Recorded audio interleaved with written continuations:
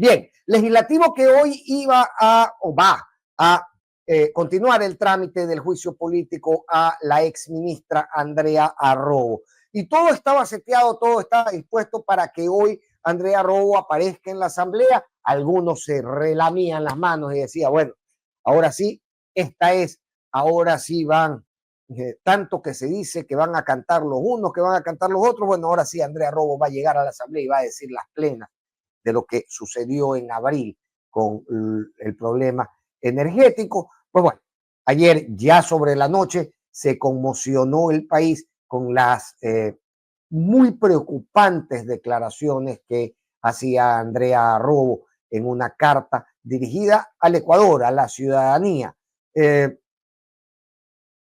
Entonces, vamos a leerla en su integridad y vamos a ir destacando cuáles son los puntos de esta carta a los ecuatorianos, redactada por la exministra, que nos ponen frente a situaciones, uno, que no deberían estar sucediendo, y dos, que se manifiestan completamente peligrosas, completamente antiéticas, completamente turbias en el manejo del Estado y que nos deja preguntas e interrogantes muy profundas a los ciudadanos luego de leerlas. Yo voy a tomarme el trabajo de leer completa la carta. Me parece que es pertinente, me parece que es importante hacerlo así.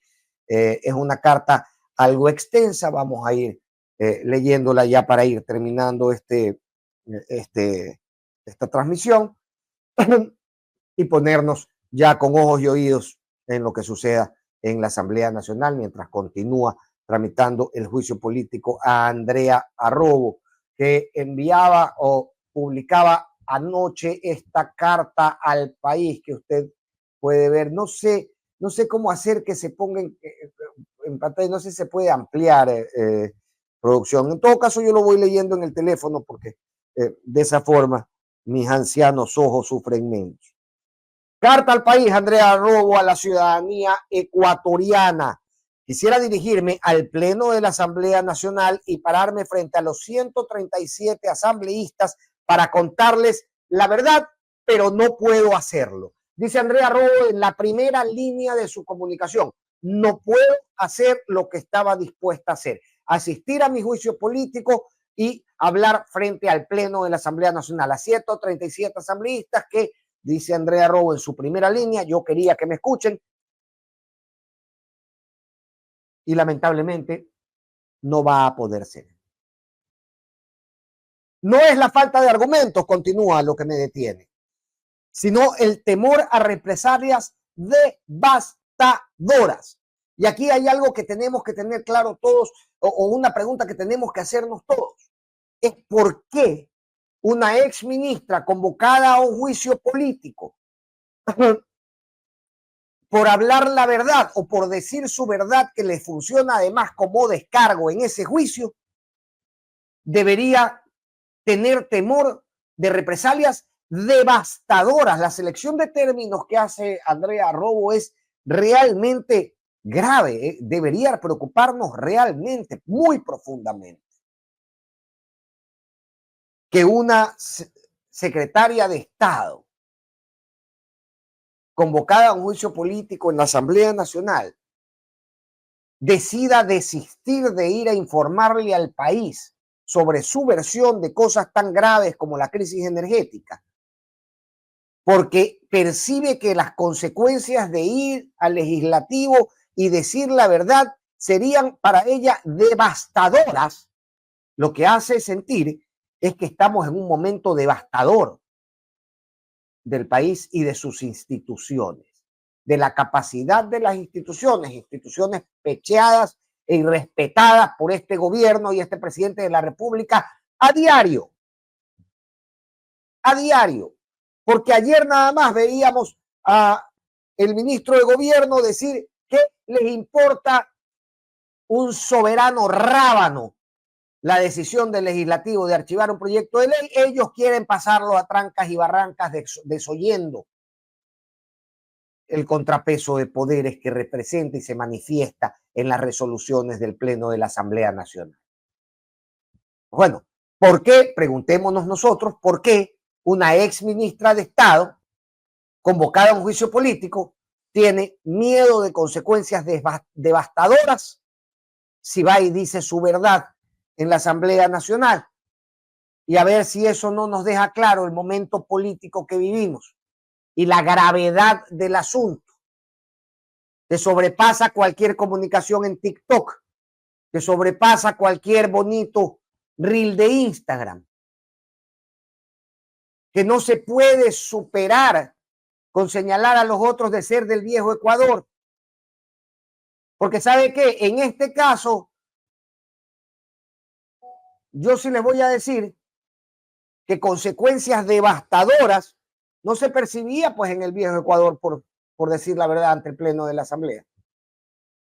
Devastadoras, en los términos que utiliza Andrea Rojo. No que yo recuerde.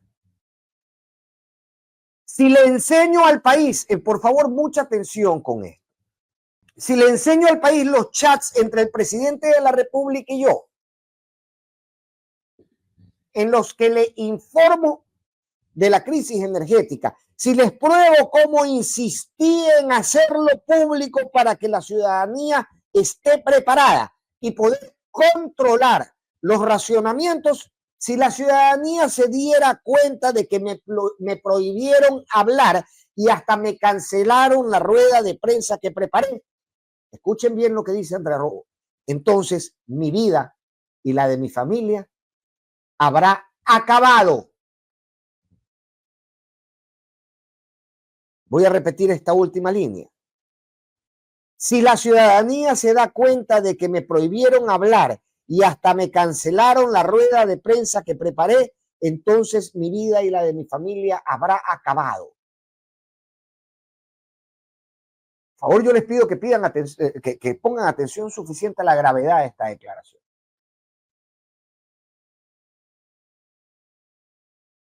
A lo que subyace detrás de estas palabras.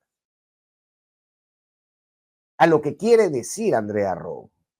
Tal vez sin decirlo explícitamente. Pero lo deja a muy fácil comprensión, nos lo deja. Entonces mi vida y la de mi familia habrá acabado. Si yo le enseño al país los chats entre el presidente de la República y yo en los que informo de la crisis energética y pido que la ciudadanía sea informada, entonces mi vida y la de mi familia habrá acabado. Es lo que dice Andrea Rojo. Quiero leerlos a ustedes en la caja de comentarios. Quiero saber realmente qué piensan ustedes de esto. Porque a mí leerlo me ha dejado profundamente preocupado. Porque sabemos que no les importa la ley.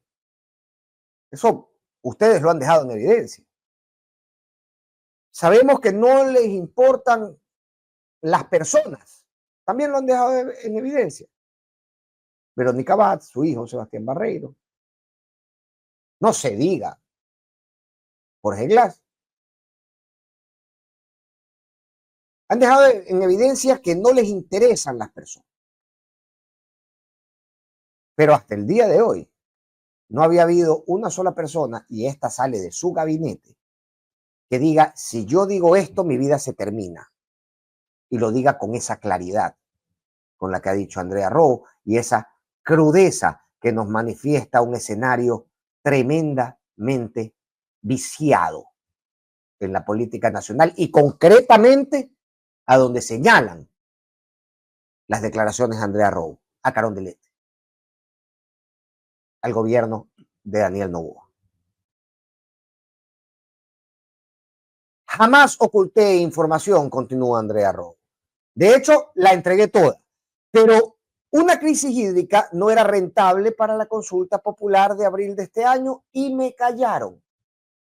Por eso guardé todas las pruebas, dice Andrea Rojo, para defenderme judicialmente. Pongamos un asterisco y marquemos, subrayemos este judicialmente que dice Andrea Rojo, va a tener sentido sobre el final. Pero desenmascarar las mentiras, dice Andrea Robo, el acoso, la persecución política de la que soy víctima, para los que se hace uso de canales oficiales, como el video publicado por el secretario de Integridad, el señor Neira, si no me equivoco, que significaría para mi hijo pequeño y para mí mucho más de lo que ustedes pueden imaginar. Exponer públicamente la verdad significaría mi inmediata detención por parte de una policía que hoy no responde a la ley.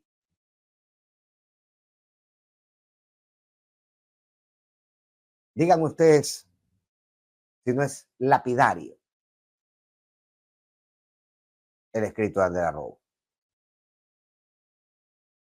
Díganme ustedes si no señala cosas que todos sospechamos, pero hasta hoy nadie con una cercanía como la de Andrea Robo con el presidente en algún punto se había atrevido a decir.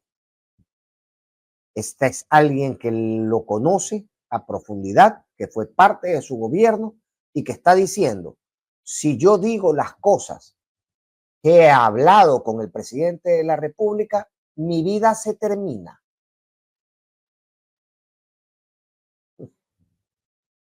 Mi vida se termina. Si yo expongo, ojo, la exposición de la que se refiere, a la que se refiere Andrea Robo, no es ir a una plaza pública a gritar a Daniel Noboa, no es pasearse por las radios, que de hecho no lo ha hecho, o por los canales digitales o de televisión nacional, aquellos que den espacio a voces críticas a Daniel Noboa. No tiene que ver con eso. Tiene que ver con un proceso normado en su procedimiento de juicio político en la Asamblea Nacional, al que ella ha sido convocada como enjuiciada políticamente o como acusada, y en el que ella tiene y debería sentirse segura de proponer su discurso y su descargo.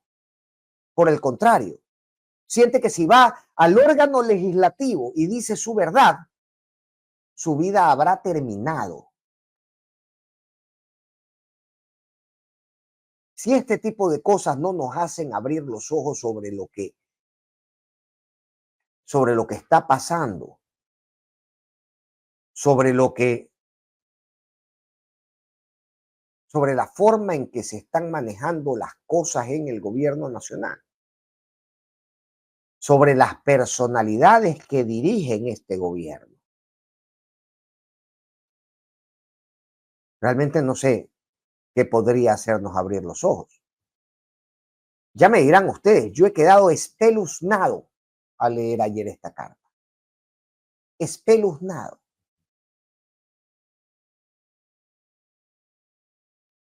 Porque francamente, y lo decíamos incluso antes de ayer con Andrés Arauz, hay que tener cuidado con los términos dictadura y etcétera. Pero es que uno no puede concebir un exministro con miedo de que su vida se termine si dice algo sobre lo que hizo en su gestión ante el órgano que está ahí para fiscalizar su gestión y decide no decirlo porque siente que su vida se terminaría si lo hace. A mí me cuesta mucho pensar en un evento similar en democracia. Y ciertamente no son situaciones equiparables con la idea que tenemos nosotros de democracia. Por el contrario, se parece a situaciones que vemos en las noticias que ocurren en otros regímenes, en otros lugares del mundo.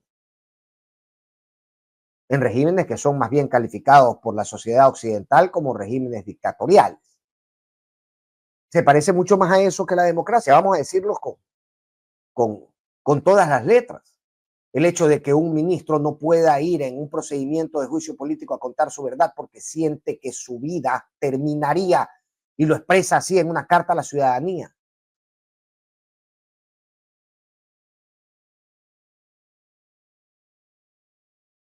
Continuemos.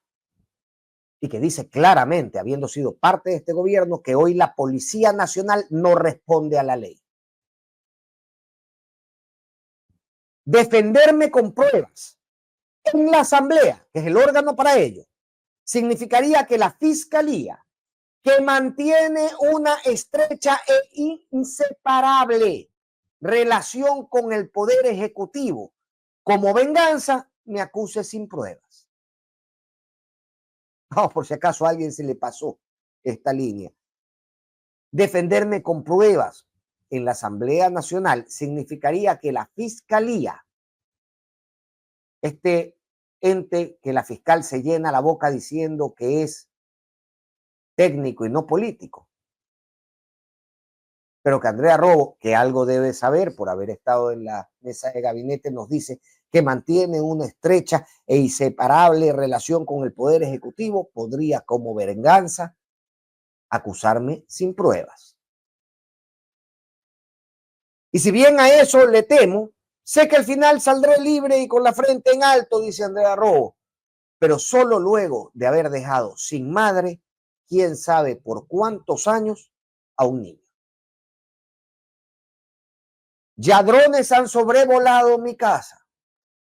Ya patrulleros han acosado a mi familia y a mí. Ya uniformados han intentado entrar a la casa de mi abuela. Ya han usado todos los métodos para destrozarme y evitar que le enseñe al país la verdad. Y lo lograron. Pudiendo humillar, escuchen bien, pudiendo humillar públicamente al régimen, decido no hacerlo en el marco del juicio político. Es lo que dice Andrea Rowe.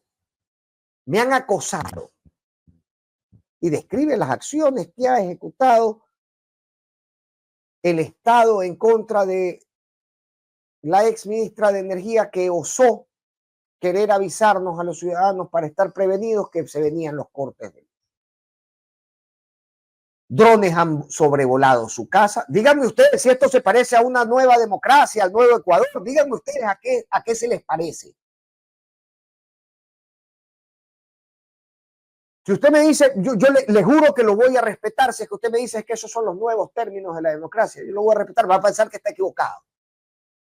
Pero si usted cree que todavía que en una democracia se podrían dar este tipo de situaciones, díganlo por favor en los comentarios. Yo creo que no, yo creo que se parece a otra cosa. Yo creo que se parece a los regímenes más salvajes que conocemos en el mundo, a eso se parece. Esos son los que hacen volar drones sobre sus casas, sobre las casas de los ciudadanos. Esos son los que van con la fuerza pública a tratar de irrumpir en la casa de tu abuelita.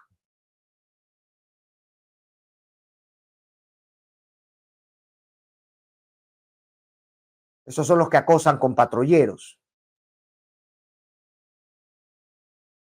Esos son los que buscan callar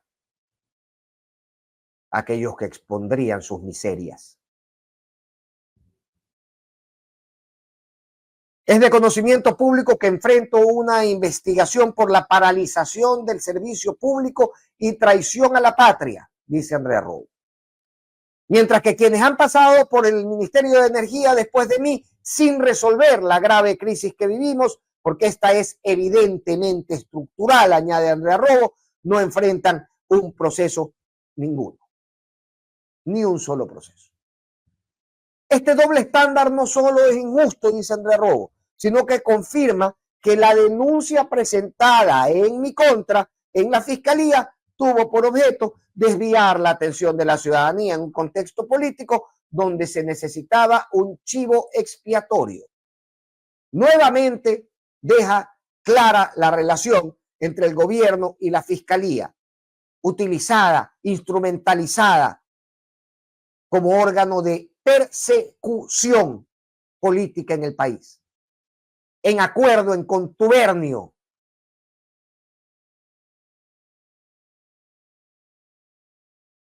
en compinchazgo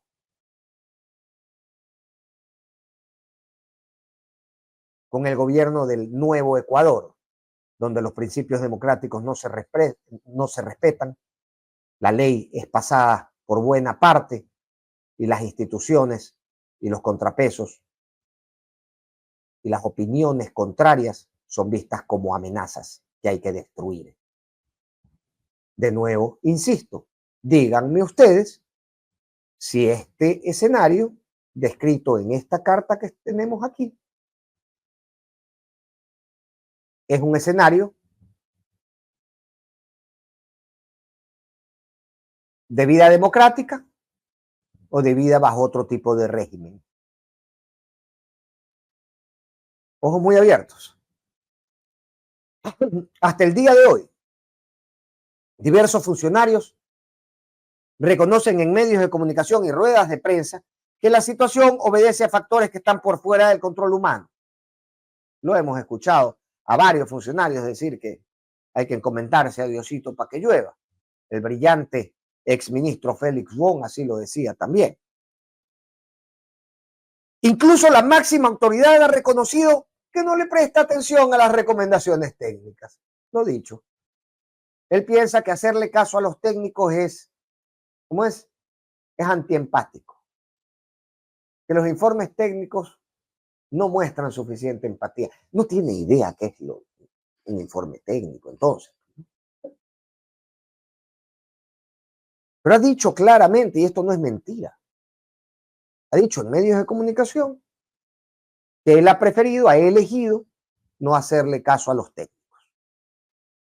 Aunque no puedo revelar detalles, escuchen muy bien esto, aunque no puedo revelar detalles de las versiones rendidas por funcionarios actuales en la investigación, debido a su carácter de reserva, sí puedo afirmar que exponen el verdadero origen de esta acusación. Escuchen la gravedad inmensa de esto, porque básicamente lo que está diciendo es que en fiscalía, en acuerdo, en contubernio y en compinchazgo con Carondelet se construyen casos en base a mentiras. Y que las mentiras dichas y diseñadas en Carondelet encuentran vía libre en la institucionalidad a partir de los buenos oficios y los favores que consiguen en personajes de la Fiscalía General del Estado bajo esta funesta administración aún de la señora Salazar.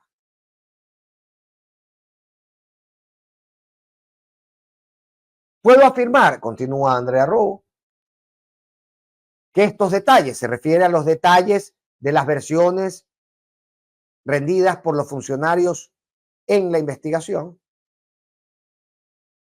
afirma ella que exponen el verdadero origen de la acusación. ¿Quién elaboró la lista de vinculados? Esto me hace pensar a mí, ya me dirán ustedes si están de acuerdo, me hace pensar a mí que esa elaboración no vino pues del estudio profundo y comprometido de la Fiscalía con el caso. Dice clarito, ¿quién fue el que elaboró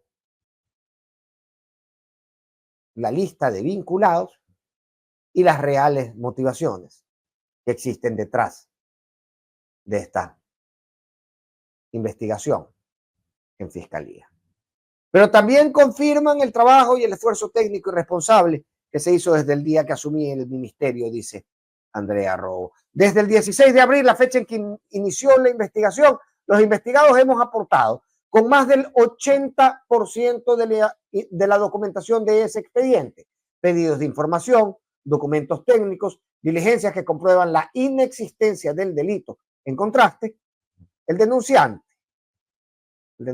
la presidencia de la República, el gobierno de Daniel Noboa, ni la Fiscalía han encontrado evidencia que sustente aquello de lo que se nos acusa.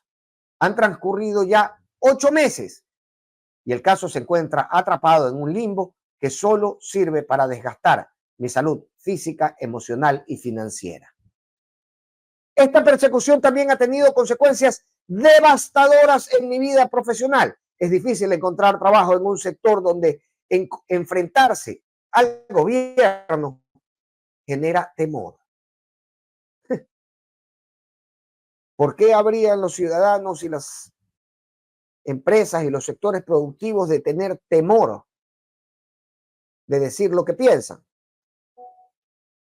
¿Tener temor de decir lo que se piensa sucede en regímenes democráticos o en regímenes dictatoriales? Respóndase usted esta pregunta, porque aquí no es solo la ex ministra la que siente temor. Ella relata que las puertas del mundo laboral se le han visto cerradas porque el temor en el sector es generalizado. Y ya me dirán ustedes. ¿Temor generalizado de hablar existe en democracia o existe en los más crudos, violentos y miserables regímenes que podemos identificar en el mundo?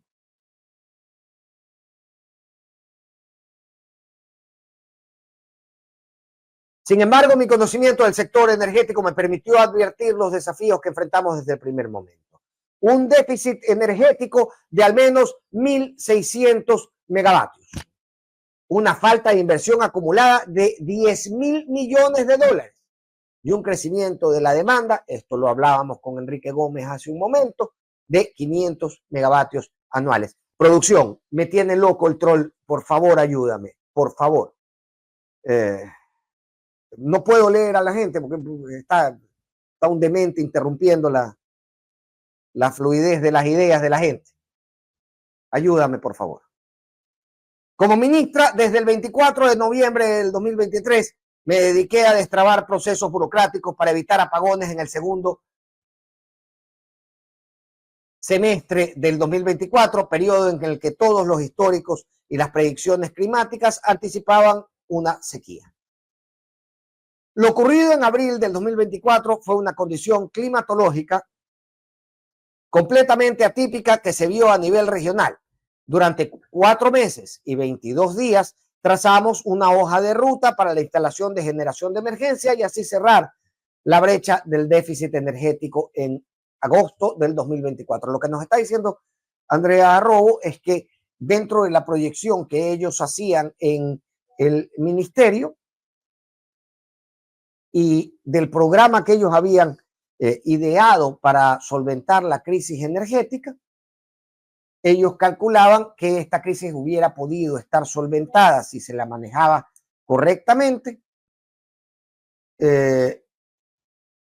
con fecha finales de agosto del 2024, de este mismo año. Aquí hay algo importante también y un mensaje para lo dicho por Guillermo Lasso. ¿Se acuerdan que en esta semana Guillermo Lasso daba una entrevista, si no me equivoco, a Andrea Bernal en el medio NTN 24, en el que decía, óigame, nosotros dejamos ya firmados, implementados varios proyectos de generación en tanto termo como eólica y fotovoltaica? Bien, eso es lo que decía Lasso, denunciando además que al llegar este gobierno había dado de baja a todos ellos. Ok, acá hay un mensajito también para el gobierno de Guillermo Lasso, que ahora trata de lavarse las manos con la incompetencia de Noboa, incompetencia clara, evidente y apabullantemente verificable. El otro, el anterior, ese que ni siquiera pudo concluir su periodo de gobierno, ese que ante el temor de verse expuesto en sus actividades bancarias en un juicio político en la Asamblea Nacional, prefirió dejar el país ahí para que termine en manos de este otro personaje.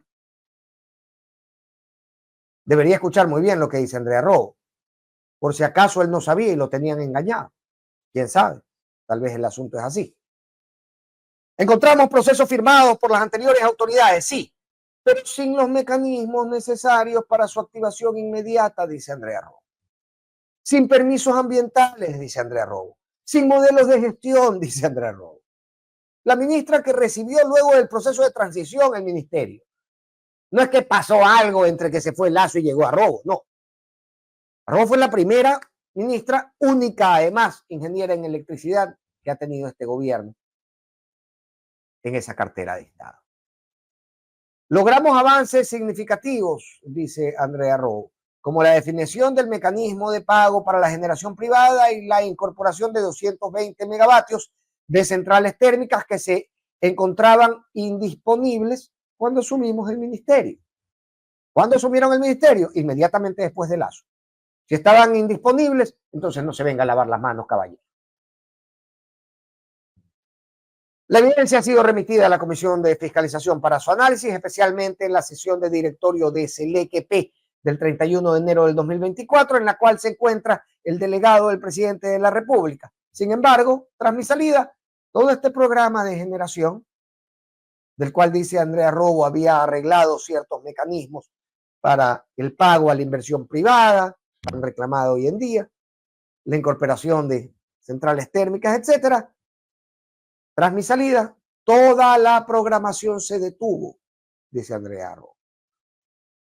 Este juicio político llega en un momento en el que mi comparecencia solo serviría a los intereses electorales de las diversas fuerzas políticas. Si los votos para una censura se suman, queda claro que este es un acto político, no de justicia. Bueno, sí, el juicio se llama juicio político y sucede en el lugar donde se manejan los juicios políticos y donde sucede la política, en la Asamblea Nacional. Habrán otros juicios que deba atender Andrea Robo en la justicia ordinaria, pero este es un juicio político. Yo no puedo convertirme en una pieza más de este juego, dice Andrea Robo. No arriesgaré. Escuchen bien. A mí se me crispan los pelos. No arriesgaré mi vida. No arriesgaré mi libertad. Y no arriesgaré la seguridad de mi familia. Si damos lectura a esta línea, podemos entender los alcances a los que Andrea Robo se enfrenta el día de hoy. No arriesgaré mi vida, mi libertad y la seguridad de mi familia. Ya me dirán ustedes. Ya me dirán ustedes en qué lugares del mundo, en qué regímenes del mundo, el que un exministro político asista, un exministro asista a su juicio político, pondría en riesgo su vida, su libertad y la seguridad de su familia. Es en regímenes democráticos, es en estados democráticos donde pasa eso.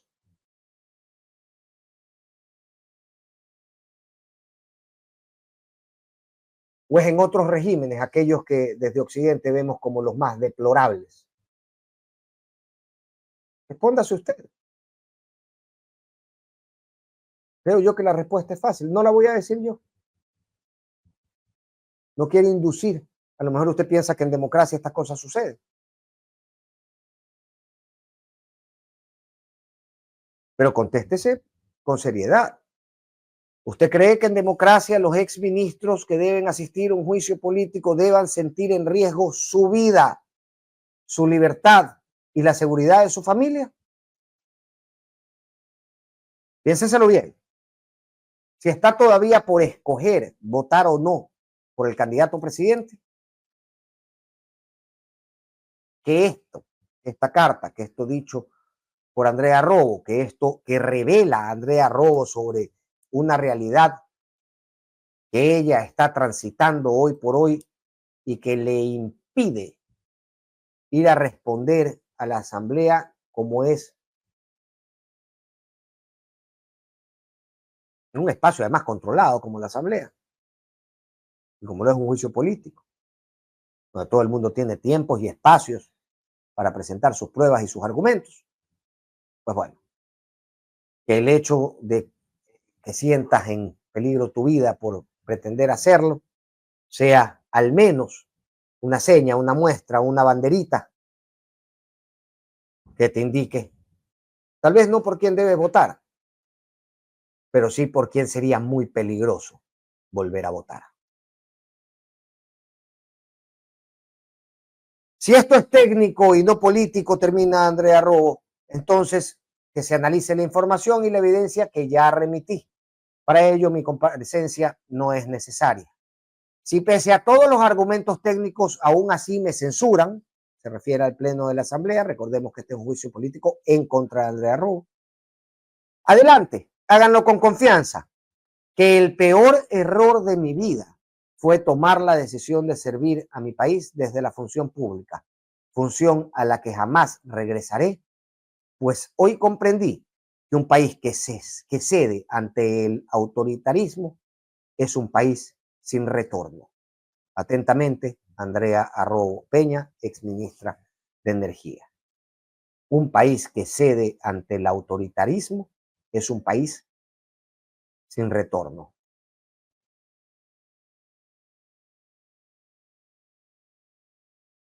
Miren, yo he leído varias veces desde el día de ayer esta comunicación de Andrea Arrobo y no deja de espeluznarme, no deja de revelarme una realidad que a mí al menos, yo soy hijo de la democracia, yo nací en el 80, yo nací con la democracia, yo no he vivido en dictadura, pero a mí al menos me parece terrorífico, me parece el momento más terrorífico y más peligroso que a mí me ha tocado vivir desde que tengo conciencia de la política en el país. Hoy no estamos para juegos, hoy no estamos para apuestas. Hoy lo que se juega en el país es esto o la democracia. Esto que relata Andrea Robo o la posibilidad de vivir y expresarse libremente, aun cuando esa expresión moleste al poder. De nuestra parte, tienen el compromiso de siempre hacerlo así. Aquí tienen ustedes nuestro nombre expuesto todos los días detrás mío. Y si en algún lado he de posesionarme en mi vida, es a darle la contra todos los santos días a personas que proponen este modelo de país, a gobiernos que proponen un modelo de país donde sus propios exministros no pueden presentarse en sus juicios políticos al legislativo porque se sienten en riesgo de muerte, porque sienten en riesgo su vida y la seguridad de sus hijos y de su familia y de su propia abuelita acosada por la Policía Nacional. Su abuela se puede ser más cobarde y más miserable. En un matrimonio turbio y vergonzoso entre Carondelet y los organismos que deberían estar persiguiendo delincuentes y no enemigos del régimen.